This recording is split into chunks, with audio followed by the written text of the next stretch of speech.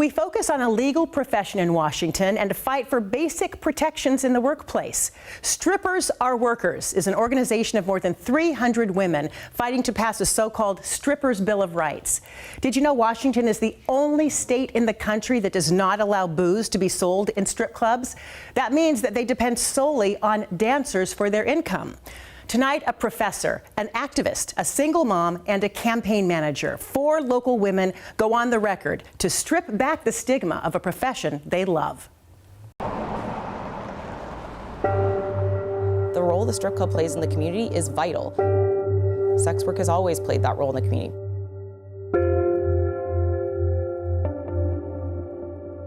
It taught me so much about myself and how to move through the world and who I wanted to be and what type of boundaries I wanted to store. It made me who I am, and I'm so proud of it. When it comes to public perception, show of hands if you think people have a lack of understanding about what you do. Absolutely. Yeah. Pretty much everyone, right? Yeah. I moved to Seattle with the intention of going to law school after I had finished my bachelor's degree, and that's when COVID hit. I come from a background where it's very difficult to get traditional employment. I'm autistic, so I wasn't fitting into traditional workplaces. As a teenager, I came from a pretty complicated living and home situation in life, and I struggled with mental illness and other things, so I was in and out of the system. I started dancing at 18. I was a full-time student at the University of Washington at the time. It was in 2007. Everyone in my family was unable to earn an income, and so my choices were drop out of school or find a job that would allow me to stay in school and support, at that time, 3 adults and my younger sister. I now am a professor at the University of Washington. I worked in tech for about 10 years at Google and Microsoft and things like that. And honestly, dancing's still my favorite job.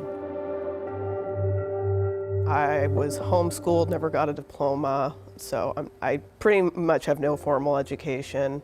I had a kid and a very difficult pregnancy, and after that I knew that I couldn't go back to the low wage jobs and support the 2 of us. So I got on a Greyhound bus, walked into a club, and got hired right off the bat. And that first night was some of the most fun I've ever had. I came away at the end of the night, looked at the money in my hands, and was like, I should have done this a long time ago. I was really scared that I wouldn't be able to hold on to a consistent, normal job and schedule. And so stripping just seemed like the right way for me to make enough money to pay rent, to go back to school to get my diploma and college degree, and to manage the ups and downs of needing to take time off for myself. Some of the things that I was specifically looking for in this industry was a job where I could be physically active and focus on my health. I also wanted a job where it could be really flexible about when I work and what my work start times were. I have multiple different chronic illness and just things like chronic migraines. Do you think that the public's perception of what you do is an obstacle to you being safe in the workplace? Oh yeah. I think that is the core of what we are facing, is we are dealing with regulations that are based on stigma that are now further harming us in our workplaces. People feel we deserve what happens to us, that we are putting ourselves inherently at risk. Dancing is not inherently dangerous, and also I reject the idea that our customer base is just more violent or dangerous than anyone else. Let me ask you this question. What do you say to some of our viewers who don't think dancing should even be legal? No matter what any of the viewers think, no matter what people think, there is a fact that certain women just can't get other jobs. That this is a last resort, and then the resort after that is working on the street. Are you one of those women? Definitely, and it works, and it's fun, and I don't have to stand out on Aurora in the freezing cold weather. This is the safe place. We are professionals. We as humans, we need connection. We need intimacy. And the role that we play, and a lot of times, is really lovely. I have such deep, lovely relationships with some of my customers who frankly could only have that interaction because of the dynamic of the strip club. I've been organizing the stripper industry here in Washington for many, many years. And dancers are genuinely some of the most skilled, intelligent, and like beautifully empathetic and caring people I've ever met in my whole life.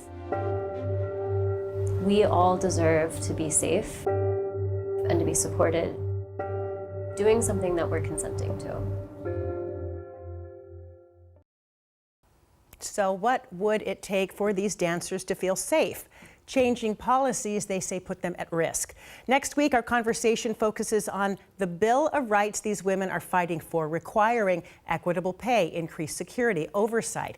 They hope it's going to create a pathway for alcohol sales in Washington strip clubs, which they say would be a major game changer. For in-depth coverage of this bill, just text the word dancer to 206-448-4545. We will send you a link to all of our stories.